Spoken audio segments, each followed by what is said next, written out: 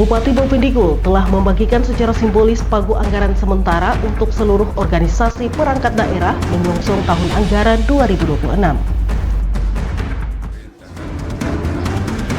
PLT Kepala Dinas Perindustrian, Perdagangan dan Koperasi Kabupaten Bovendigul, Juni Liaraan, menganggap aksi demonstrasi para sopir angkutan terkait kelangkaan BBM subsidi yang dinilai semakin parah di sejumlah SPBU. Halo, selamat pagi Bapak Mama dan Saudara dong semua. Itulah dua topik berita pagi ini yang akan kami sajikan dalam tayangan Infodigul edisi hari ini Jumat 28 November 2025. Bersama saya Romana Presya Barmase, inilah Infodigul selengkapnya.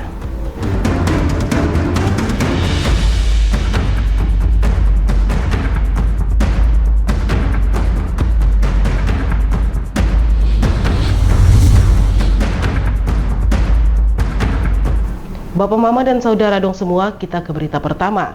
Bupati Bovendigul telah membagikan secara simbolis pagu anggaran sementara, pagu indikatif untuk seluruh organisasi perangkat daerah menyongsong tahun anggaran 2026. Pembagian pagu ini didasarkan pada kemampuan keuangan daerah dan menjadi pedoman awal bagi OPD untuk menyusun rencana kerja dan anggaran mereka. Kapasitas fiskal ataupun kemampuan keuangan daerah menjadi landasan utama Bupati Bovendigul dalam membagi pagu anggaran bagi seluruh OPD di tahun 2026, guna memastikan keterjangkauan dan kesinambungan APBD. Dalam sambutannya, Bupati Bovendigul Roni Omba mengatakan bahwa pada tahun 2026 sesuai dengan alokasi transfer ke daerah TKD dari APBN tahun anggaran 2026, kondisi keuangan pemerintah Kabupaten Bovendigul sangat terbatas. Daerah kita mengalami pemangkasan anggaran dari pemerintah pusat yang cukup signifikan. Hal ini bukan hanya kita pemerintah Kabupaten Bovendigul yang dipangkas anggarannya, tetapi hampir seluruh pemerintah daerah provinsi, kabupaten, dan kota di Indonesia mengalami hal yang sama. Perlu kita ketahui bahwa pada tahun 2026 sesuai dengan alokasi transfer ke daerah atau TKD dari APBN tahun 2026, kondisi keuangan pemerintah Kabupaten Bovendigul sangat terbatas. Daerah kita mengalami pemangkasan anggaran dari pemerintah pusat yang cukup signifikan. Hal ini bukan hanya kita pemerintah Kabupaten Bovendigul yang terjadi pemangkasan anggaran, tetapi hampir seluruh pemerintah daerah provinsi, kabupaten, kota di Indonesia mengalami hal yang sama, sehingga menjadi salah satu faktor yang mempengaruhi kebijakan alokasi anggaran kita di daerah, terlebih khusus beberapa nantinya alokasi anggaran akan diberikan kepada OPD. Bupati Roni juga mengungkapkan dengan pemangkasan anggaran ini sehingga itu menjadi salah satu faktor yang mempengaruhi kebijakan alokasi anggaran kita di daerah, terlebih khusus beberapa nantinya alokasi anggaran yang akan diberikan kepada OPD. Pembagian pagu indikatif ini menandai dimulainya proses penyusunan anggaran daerah. Dengan kondisi yang prediksi ketat, setiap OPD dituntut untuk menyusun RKA dengan lebih cermat, efisien, dan memprioritaskan program-program yang benar-benar berdampak langsung bagi masyarakat. Melalui langkah awal ini, Pemda Bovendigul berharap proses penyusunan anggaran dapat berjalan lebih terukur, transparan, dan selaras dengan kemampuan fiskal daerah serta kebutuhan pembangunan di tahun mendatang. Tim Liputan Digul TV, Dedi melaporkan. Pemirsa, Bupati Bovendigul menginstruksikan seluruh aparatur sipil negara dan tenaga honorer di lingkungan pemerintah Kabupaten Bovendigul untuk meningkatkan disiplin waktu dan kualitas pelayanan kepada masyarakat. Pesan ini disampaikannya dalam apel bersama sebagai wujud keseriusan pemimpin daerah dalam membawa perubahan. Penegakan disiplin ASN, peningkatan pelayanan publik, dan perubahan mindset menjadi fokus utama Bupati Bovendigul dalam apel di lingkungan pemerintah Kabupaten Bovendigul. Dalam apel bersama, ia mengkritik keras kebiasaan masuk kantor yang terlambat dan meminta aparaturnya untuk malu jika membuat masyarakat menunggu. Bupati Bovendigul Roni Omba menyampaikan kritik keras terhadap minimnya kedisiplinan aparat di sejumlah instansi. Ia menegaskan bahwa masyarakat tidak boleh menjadi korban pelayanan lamban akibat ketidakdisiplinan ASN serta memberikan pelayanan yang minimal sedikit baik kepada masyarakat. Bupati juga menegaskan bahwa ia dan wakil bupati berharap supaya ada perubahan yang terjadi dalam diri masing-masing. di mana sebelumnya masuk kantor jam 9 ataupun jam 10 harus diubah menjadi jam 8. Bupati juga mengungkapkan bahwa ia telah melakukan inspeksi mendadak atau sidak untuk memastikan kedisiplinan aparatur dan akan terus melakukannya tanpa pemberitahuan. Kita harus memberikan pelayanan yang minimal sedikit baik kepada masyarakat. Saya dan Pak Wakil kita mau supaya perubahan terjadi dalam diri kita sendiri. Kalau kemarin kita masuk kantor jam 9, jam 10, hari ini harus jam 8. Saya tidak menang dalam hal ini. Kemarin 3 dinas saya sudah sidak dan saya sudah sampaikan di depan sini. Betul kan tidak? Saya sampaikan di sini bahwa saya akan datang di kantor. Bapak Ibu pikir mungkin saya badan kecil, saya tidak datang, saya datang. Kalau saya datang tidak dengar surat yang datang. Kita tidak main-main dalam hal ini. Kita mau supaya daerah kita ini berubah. Kalau sudah berubah, dengan begitu Bapak Ibu punya karir juga akan bertambah. Bagaimana kami saya dengan pewakil kita mau bertahan Bapak Ibu kalau kehadiran saja tidak. Lebih jauh, ia menegaskan bahwa perubahan menuju pemerintahan yang baik bukan hanya untuk kepentingan masyarakat, tetapi juga berpengaruh terhadap karir ASN itu sendiri. Bupati juga mengingatkan bahwa masyarakat berhak mendapat pelayanan cepat tanpa harus menunggu berjam-jam di kantor pemerintah dan harus malu kepada masyarakat. Banyak masyarakat datang jauh dari kampung, tinggalkan jualan hanya untuk urus surat, lalu tunggu sampai siang. Hal ini tidak boleh terjadi karena kita digaji oleh negara harus memberikan pelayanan, tuturnya. Ia juga meminta seluruh ASN menjaga etika komunikasi dalam melayani publik, sekalipun menghadapi masyarakat dengan nada bicara tinggi. Kita harus malu kepada masyarakat. Masyarakat tidak boleh datang tunggu. Lebih-lebih dinas-dinas yang berhubungan langsung dengan masyarakat. Mereka dari kampung datang jualan di sana, jualan di situ, taruh jualan datang mau urus surat. Tunggu sampai siang. Tidak boleh seperti itu.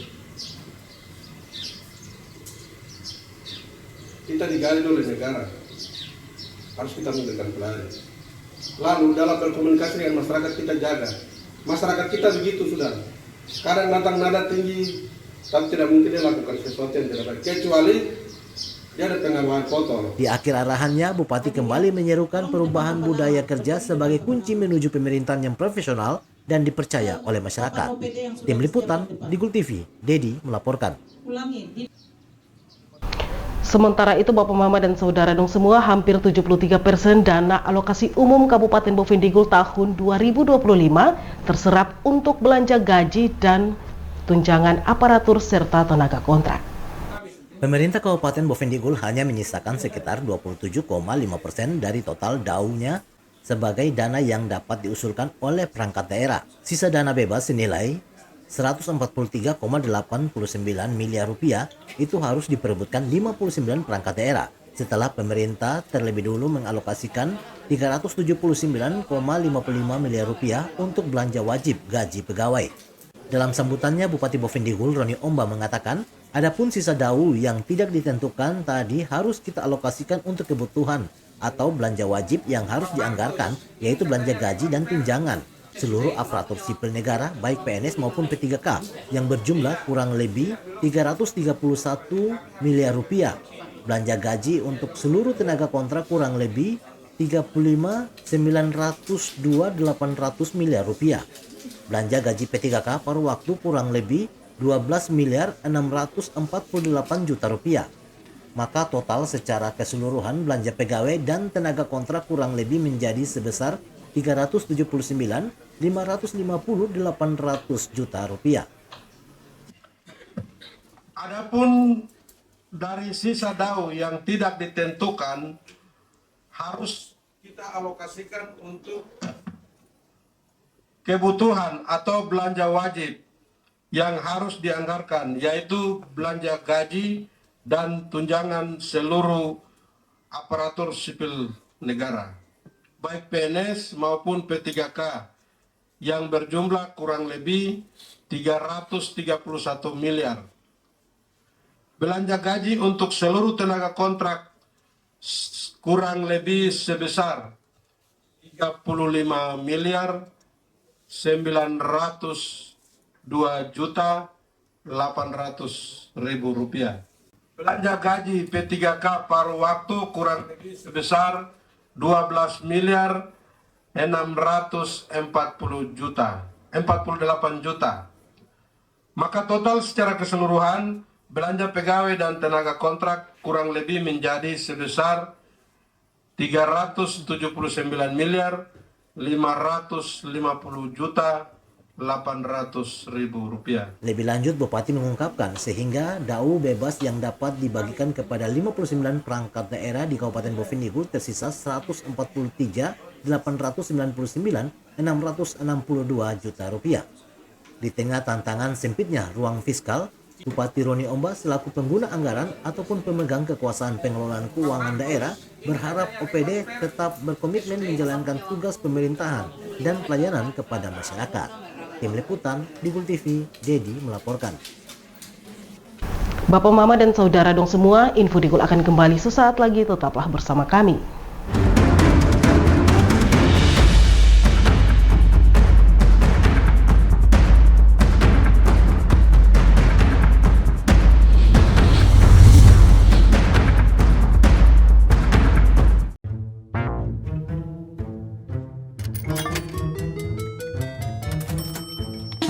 Aku menyesal mencoba judi online. Waktu belajarku terbuang, tabunganku berkurang, teman-temanku hilang, kugadaikan barang, terlilit utang. Mulai sekarang, aku akan berhenti judi online. Skema judi online sangat sistematis dan berbahaya. Menang sekali, namun rugi berkali-kali. Jauhi berbagai situs dan aplikasi judi online. Mari bentengi diri dan saling jaga. Hentikan dan laporkan judi online ke aduankonten.id, cekrekening.id, dan aduannomor.id. Jualan di era digital, enggak perlu keliling. Sekarang dari HP kita bisa langsung shopping. Manfaatkanlah sosmed untuk personal branding. Merekam keahlian lalu aku coba posting. Lakukan pembayaran, tinggal di-scan aja. Dengan teknologi semuanya jadi lebih mudah. Aku bisa bekerja walaupun dari rumah. Bisa pesan makan tanpa harus ke tempatnya. Inovasi digital, mari dimanfaatkan demi kemajuan dan untuk pertumbuhan. Inovasi digital menjadi solusi sebagai langkah awal kemajuan negeri. Inovasi digital membuat kita merdeka. Ada yang merdeka belajar, merdeka berjualan, merdeka mengejar mimpi, merdeka pembayaran, pokoknya merdeka di berbagai sektor. Era digital sangat bermanfaat dan jadi peluang baru. Makanya, kami terus meningkatkan skill-skill digital lewat DTS. Namun di tengah perkembangannya, penipuan merajalela. Hati-hati dan tetap bijaklah. Berdigital tetap beretika.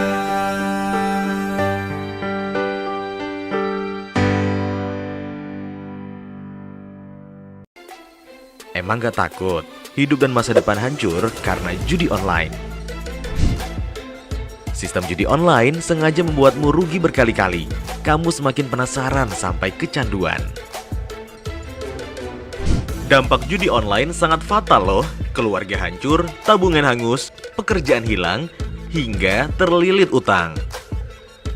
Judi online perlu dicegah dengan bangun kebiasaan positif. Hindari iklan judi online, jangan kunjungi situs judi online. Isi waktu dengan olahraga, jangan tergoda rayuan yang menjanjikan keuntungan cepat. Bagaimana cara lepas dari judi online? Minta pertolongan orang terdekat. Hentikan mengakses judi online, minta bantuan profesional atau psikolog jika dibutuhkan. Ayo saling jaga dan laporkan judi online ke laman aduankonten.id, email aduankonten@kominfo.go.id, dan WhatsApp 0811 922 4545.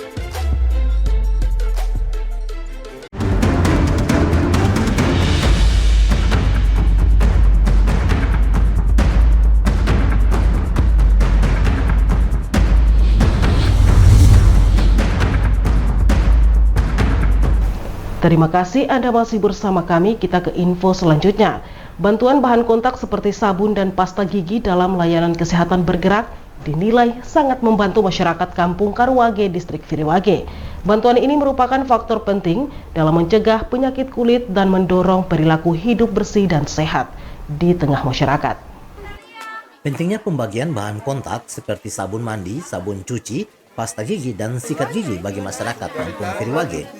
Bantuan sederhana ini sangat berarti karena menjadi salah satu upaya utama dalam mencegah penyakit kulit, sekaligus mendorong warga untuk menerapkan perilaku hidup bersih dan sehat (PHBS) secara berkelanjutan dalam kehidupan sehari-hari. Saat ditemui usai pelayanan, Dr. Umum Saudi Johnson menegaskan bahwa pembagian bahan kontak seperti sabun mandi, sabun cuci, pasta gigi, dan sikat gigi memiliki peran penting dalam menjaga kesehatan warga. Karena ini salah satu faktor untuk mencegah penyakit kulit. Dr. Saudi juga berharap edukasi yang diberikan petugas kesehatan dapat benar-benar diterapkan oleh masyarakat dalam keseharian mereka. Sangat membantu sekali untuk masyarakat di sini. Bukan salah satu faktor untuk mencegah penyakit kulit, kita harus menggunakan sabun. Kalau untuk saya yang penyampaian untuk masyarakat agar apa yang sudah dijelaskan sama petugas kesehatan tadi dapat diterapkan, terutama untuk masalah PHBS-nya dapat diterapkan dalam kehidupan hari lepas hari. Begitu saja. Pelayanan kesehatan bergerak akan terus menyasar wilayah pedalaman dengan harapan masyarakat semakin sadar akan pentingnya pola hidup bersih dan sehat, sehingga angka penyakit yang disebabkan oleh kebersihan diri dan lingkungan dapat ditekan. Kegiatan ini diharapkan dapat meningkatkan kesadaran masyarakat akan pentingnya kebersihan sebagai fondasi kesehatan, sehingga dapat menekan angka kesakitan, terutama penyakit kulit dan penyakit lainnya yang terkaitan dengan pola hidup tidak bersih. Tim Liputan, Digul TV, Dedi melaporkan. Pemirsa, dalam pelayanan kesehatan bergerak yang dilaksanakan oleh Dinas Kesehatan Kabupaten Bovendigul di Kampung Karuwage, Distrik Viriwage, dokter spesialis anak Tadea Odilia Tandi yang terlibat langsung dalam kegiatan tersebut mengungkapkan penyakit infeksi saluran pernapasan akut yang masih menjadi kasus terbanyak pada anak-anak di Karuwage. Selain penyakit umum seperti ispa, batuk, dan beringus, juga ditemukan penyakit frambusia yang memerlukan eliminasi dan kasus scrofuloderma tuberkulosis pada pelaksanaan pelayanan kesehatan bergerak di Kampung Karuwage, Distrik Viriwage. Dokter spesialis anak, Dr. Tadea Odilia Tandi, yang terlibat langsung dalam pelayanan tersebut mengungkapkan bahwa ISPA menjadi kasus terbanyak pada anak-anak di Karuwage. Sebagian besar anak-anak yang berobat didominasi ISPA, batuk beringus, luka-luka, dan frambusia. Selain itu juga menemukan sejumlah kasus malaria pada anak-anak, penyakit yang sebelumnya tidak ditemukan pada lokasi PKBS lainnya. Namun yang paling menjadi perhatian adalah adanya anak dengan suspek scrofuloderma tuberkulosis TBC, ditandai dengan benjolan di leher akibat infeksi kuman TBC. Untuk anak-anak yang datang hari ini, memang sebagian besar itu penyakit yang ditemukan adalah yang pasti ISPA ya, yang batuk beringus ya. Kemudian luka-luka juga, frambusia ternyata di sini juga masih banyak. Sebenarnya harusnya kita sudah bisa eliminasi untuk penyakit frambusia ya. Cuma memang kalau untuk penyakit frambusia sendiri itu tidak bisa kita pengobatan hanya satu kali, jadi dia harus berulang ya.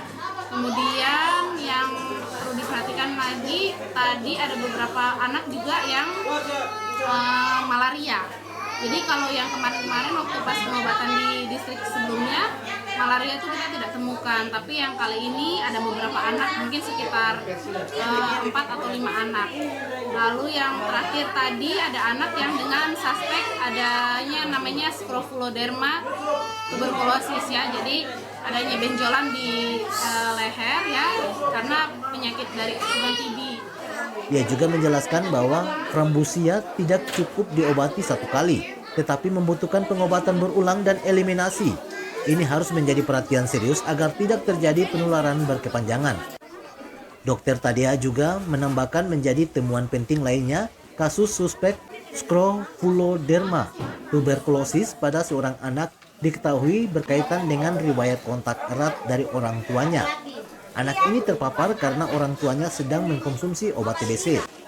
sudah dilakukan pemeriksaan dan ia akan ditindaklanjuti oleh petugas kesehatan Puskesmas Periwage. Data temuan ini akan menjadi dasar penanganan kesehatan lanjutan di Karuwage, terutama untuk mencegah meluasnya kasus frambusia, malaria, dan TBC di wilayah tersebut. Tim Liputan, Digul TV, Dedi melaporkan. Sementara itu pemirsa, fasilitator dari RSUD AB Pura menekankan pentingnya kemampuan tenaga kesehatan dalam melakukan pemeriksaan kasus kekerasan serta mendorong korban dan keluarga untuk berani melapor kejadian KTPA dan TPPO demi memberikan efek jerah kepada pelaku. Dr. Tina Siregar menyampaikan hal tersebut kepada awak media usai pembukaan pelatihan pelajaran penanganan kasus kekerasan terhadap perempuan dan anak KTPA serta tindak pidana perdagangan orang TPPO. Dirinya mengatakan bahwa tenaga kesehatan di rumah sakit maupun puskesmas kedepannya diharapkan dapat mandiri dalam melakukan visum et repertum. Selain itu, ia mendorong agar korban maupun keluarga korban berani membuat laporan sebagai langkah awal untuk memberikan efek jerah kepada pelaku. Menurutnya, harapan bersama masyarakat Papua adalah agar kasus kekerasan dapat ditekan dan tidak terus berulang. Tanda-tanda kekerasan tuh pasti ada nantinya, bercak, goresan, lebamnya itu beda, yang memarnya itu beda, karena memar akibat kekerasan itu umpamanya pukulan itu bukan hanya di satu tempat, pasti ada di tempat lain. Jadi memang pemeriksaannya menyeluruh, seluruh tubuh dari ujung rambut sampai ujung kaki. Seperti itu. Tanda-tanda psikologinya, anak atau perempuan itu menjadi pendiam, takut terhadap lawan jenis, dan menutup diri. Umumnya tidak mau bergaul dengan orang lain. Ia juga menjelaskan bahwa tanda fisik pada korban biasanya dapat terlihat langsung, seperti bercat, goresan, hingga memar dengan pola berbeda. Memar akibat kekerasan umumnya tidak hanya berada di satu titik, melainkan di beberapa bagian tubuh. Karena itu pemeriksaan harus dilakukan secara menyeluruh mulai dari ujung rambut hingga ujung kaki. Selain tanda fisik, korban juga dapat menunjukkan tanda psikologis, seperti perubahan perilaku menjadi pendiam, takut terhadap lawan jenis maupun menutup diri, enggan bergaul, serta merasa ketakutan untuk menceritakan kejadian yang dialami.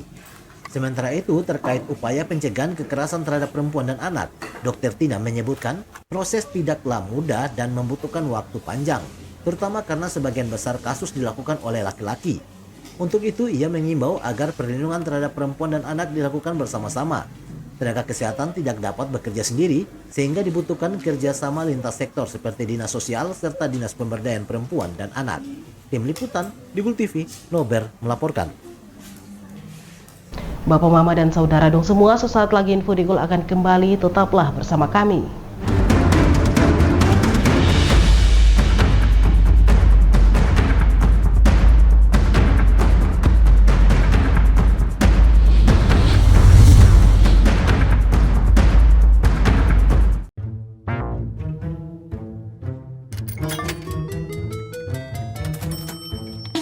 Aku menyesal mencoba judi online.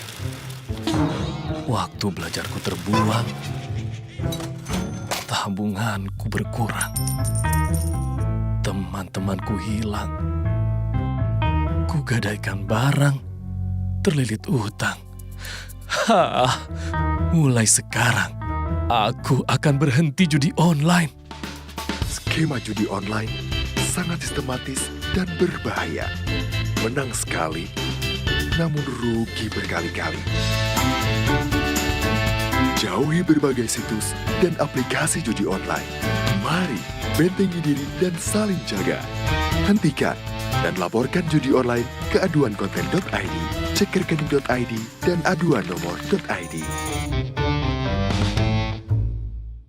Jualan di era digital, enggak perlu keliling. Sekarang dari HP kita bisa langsung shopping. Manfaatkanlah sosmed untuk personal branding. Merekam keahlian lalu aku coba posting. Lakukan pembayaran, tinggal di-scan aja. Dengan teknologi semuanya jadi lebih mudah. Aku bisa bekerja walaupun dari rumah. Bisa pesan makan tanpa harus ke tempatnya. Inovasi digital, mari dimanfaatkan demi kemajuan dan untuk pertumbuhan. Inovasi digital menjadi solusi sebagai langkah awal kemajuan negeri. Inovasi digital membuat kita merdeka. Ada yang merdeka belajar, merdeka berjualan, merdeka mengejar mimpi, merdeka pembayaran, pokoknya merdeka di berbagai sektor. Era digital sangat bermanfaat dan jadi peluang baru. Makanya, kami terus meningkatkan skill-skill digital lewat DTS. Namun di tengah perkembangannya, penipuan merajalela. Hati-hati dan tetap bijaklah. Berdigital tetap beretika.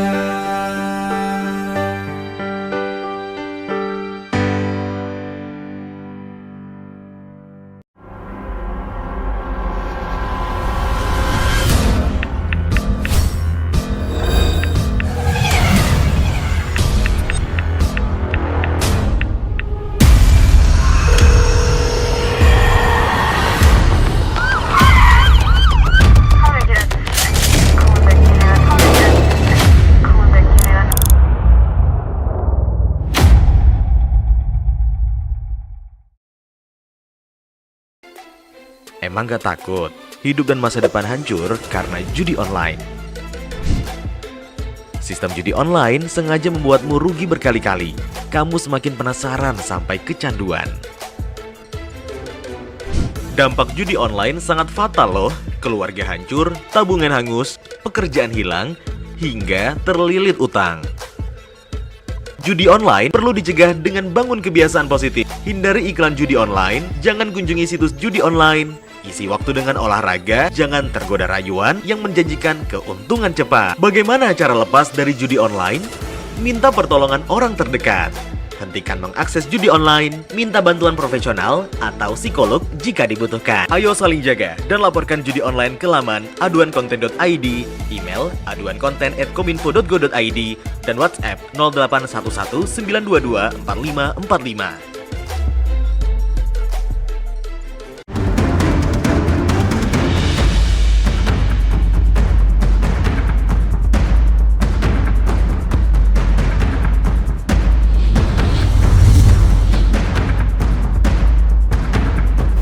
Terima kasih saudara, Anda masih bersama kami. Kepala Bidang Kesehatan Masyarakat Maria Lepong menegaskan pentingnya peningkatan kompetensi tenaga kesehatan untuk memperkuat layanan dan pendataan kasus di lapangan.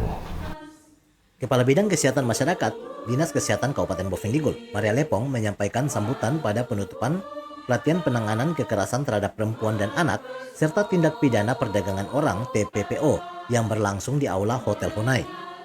Dalam arahannya, Maria menekankan bahwa angka kekerasan terhadap perempuan dan anak di lapangan masih cukup tinggi. Namun pendataan dan pelaporan kasus belum maksimal. Ia menegaskan banyak kasus tidak tercatat karena korban baru melapor setelah mengalami luka fisik, sementara tindak lanjut hukum sering tidak dilakukan. Karena secara hal yang kami lihat bahwa memang kekerasan terhadap perempuan dan anak ini memang sangat banyak. Tetapi sampai saat ini untuk pencatatan pelaporannya belum maksimal. Karena kadang-kadang kekerasan yang dialami oleh para perempuan ini tidak pernah sampai terlaporkan. Padahal secara aturan bahwa ketika terjadi kekerasan terhadap perempuan ataupun anak itu wajib dilakukan. Tetapi yang selama ini kita dapatkan, ternyata setelah mendapatkan kekerasan, kemudian luka, baru bisa datang ke fasilitas kesehatan, itu baru bisa kita ketahui. Tetapi tindak lanjut dari hal ini belum sampai ke ranah hukum. Kemudian kalau kita juga melihat terkait dengan perdagangan orang, kita melihat bahwa di Mensot, mungkin di Kabupaten Bovendigul ini belum terlalu kelihatan. Maria juga menyoroti isu perdagangan orang serta meningkatnya permasalahan anak yang berasal dari orang tua usia remaja yang menyebabkan kurangnya pengasuhan dan pemenuhan kebutuhan dasar. Selain itu, Maria menyampaikan fakta bahwa kasus kekerasan berbasis gender masih sering terjadi, termasuk pembatasan hak perempuan untuk mengikuti program KB dan beban ekonomi sepenuhnya ditanggung perempuan. Ia berharap seluruh peserta pelatihan mampu mengaplikasikan ilmu yang telah diperoleh, mensosialisasikannya kepada rekan kerja di puskesmas, serta melakukan pencatatan dan pelaporan setiap kasus secara lengkap melalui format yang telah disediakan. Maria juga menyoroti kekurangan tenaga dokter di Bovendigul. Dari 20 puskesmas, baru 4 yang memiliki dokter tetap, sementara sebagian dokter baru masih diperbantukan di rumah sakit. Tim Liputan Digul TV, Nober melaporkan. Selain itu, pemirsa, Wakil Bupati Kabupaten Bovendigul mengapresiasi Dinas Kesehatan Kabupaten Bovendigul serta seluruh pihak yang telah memprakarsai pelatihan konseling menyusui. Wakil Bupati Marlinus mengapresiasi kepada Dinas Kesehatan Kabupaten Bovendigul serta seluruh pihak yang telah memprakarsai kegiatan tersebut. Marlinus melontarkan semoga pelatihan ini bukan hanya menambah wawasan, tetapi juga meningkatkan komitmen dalam menyehatkan generasi bangsa, khususnya yang ada di Kabupaten Bovendigul. Kepada seluruh peserta, saya berharap agar mengikuti pelatihan ini dengan sungguh-sungguh. Jadilah agen perubahan, pembimbing, dan pendamping terbaik bagi para ibu di wilayah kerja masing-masing. Sebelum menutup sambutannya, dirinya berharap kembali agar peserta dapat mengikuti pelatihan tersebut dan sungguh-sungguh serta menjadi agen perubahan, pembimbingan, dan pendampingan terbaik bagi para ibu di wilayah kerja masing-masing. Tim Liputan Digul TV, Ursula melaporkan. Selain itu, pemirsa, ratusan sopir angkutan di Kabupaten Bovendigul kembali menegaskan tuntutan mereka terkait kelangkaan BBM subsidi yang dinilai semakin meresahkan. Para sopir meminta pemerintah daerah dan aparat penegak hukum menindak tegas para pelaku penimbunan dan penyalahgunaan BBM subsidi, termasuk oknum-oknum yang diduga terlibat. Ketua Koordinator Lapangan Aksi, Barudin Nurdin, dalam menyampaikan sikapnya menyebut beberapa tuntutan utama antara lain meminta proses hukum tegas terhadap pemilik SPBU, operator pompa, serta kendaraan yang menggunakan tangki modifikasi, serta mencabut izin SPBU yang terbukti menjual BBM subsidi kepada penimbun ataupun perusahaan. Mereka juga menuntut penegak hukum terhadap pelaku penimbunan, termasuk jika melibatkan oknum pejabat TNI maupun Polri, serta mendesak Bupati, DPRK, dan Polres menjalankan penegakan hukum sesuai peraturan perundang-undangan. Tuntutan kami berupa hal-hal sebagai berikut. 1. Meminta kepada Bupati Bovendigul untuk segera melakukan pemeriksaan terhadap SPBU yang diduga melakukan penyaluran BBM yang melebihi kapasitas seharusnya seperti di SPBU PT Lintas Papua Utama Jalan Trans Papua kilometer 6, PT Bina Karya Digul Raya Jalan SMA Tanah Merah, CV Dwi Putra Harapan Jalan Harimau Tanah Merah, CV Warung Jaya Jalan Trans Pasifik. Para pendemo menegaskan apabila tuntutan tidak dilanjuti, mereka akan menggelar aksi yang lebih besar dan melaporkan persoalan ini kepada pemerintah pusat, pemerintah daerah, dan Kapolres Bovendigul telah gagal menyelesaikan permasalahan ini. Selain itu, para sopir mengaku telah mengantongi bukti berupa foto dan video kendaraan penampung BBM dengan tangki modifikasi dan siap menyerahkannya kepada pihak kepolisian untuk diproses secara hukum. Tim Liputan Digul TV, Nober melaporkan. Selanjutnya, Kepala Dinas Perindustrian, Perdagangan, dan Koperasi Kabupaten Bovendigul, Juni Liaraan, menganggap aksi demonstrasi para sopir angkutan terkait kelangkaan BBM subsidi yang dinilai semakin parah di sejumlah SPBU. Ia menegaskan bahwa penyebab utama kelangkaan terjadi akibat praktik penyalahgunaan pembelian menggunakan jerigen dan adanya oknum yang ikut bersama dalam distribusi BBM. PLT Kepala Dinas Perindakop Juni Liaraan menyampaikan bahwa kelangkaan BBM seharusnya tidak terjadi karena distribusi sudah diatur oleh pemerintah. Namun masih banyak pihak yang membeli menggunakan jerigen, bahkan dilakukan pada malam hari, sehingga masyarakat yang benar-benar membutuhkan tidak dapat terlayani. Menurutnya salah satu kendala utama adalah banyaknya masyarakat yang membeli BBM subsidi menggunakan jerigen. Dinas Koperasi telah menegaskan kepada SPBU agar tidak melayani pembelian jerigen, terutama Pertalite dan solar, yang diperuntukkan khusus bagi kebutuhan kendaraan umum. Perintah, tapi banyak yang liar-liar untuk masih jerigen, kadang malam dia ambil BBM. Jadi untuk masyarakat memang tidak cukup seperti itu. Jadi seruman-seruman gitu. Artinya kan sebenarnya kan kami dari Dinas Koperasi itu menindak jangan dilayani pakai jerigen. Ya toh, khususnya apalagi yang disubsidi oleh pemerintah. Misalnya Pertalite, solar itu nggak boleh pakai jerigen masuk dalam Pertamina atau SPBU. Liaraan juga menegaskan adanya praktik penetapan oleh oknum tertentu, bahkan dari instansi seperti TNI dan Polres, yang membuat distribusi BBM menjadi tidak merata. Pihaknya akan menggelar pertemuan dengan pemilik SPBU untuk menertibkan pelayanan sesuai aturan, termasuk pencatatan nomor plat kendaraan yang membeli BBM secara berulang. Terkait koordinasi dengan Pertamina, ia menyebut komunikasi rutin selalu dilakukan agar pelayanan benar-benar mengikuti ketentuan dan tidak lagi melayani pembelian berulang atau menggunakan jerigen. Ia juga menyayangkan bahwa aksi demo dilakukan tanpa koordinasi sebelumnya.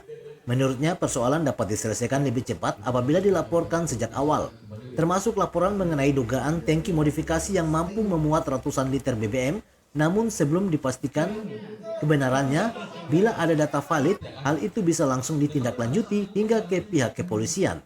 Tim Liputan, Digul TV, Nober melaporkan. Bapak, Mama, dan Saudara dong semua, dengan berakhirnya informasi tadi sekaligus mengakhiri perjumpaan kita dalam Info Digul pagi ini.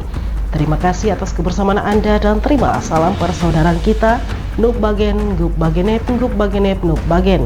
Saya ada karena kamu ada karena saya ada. Saya Romana Pesya Bermasi mewakili seluruh kerabat redaksi yang bertugas mohon pamit undur diri. Selamat pagi dan sampai jumpa.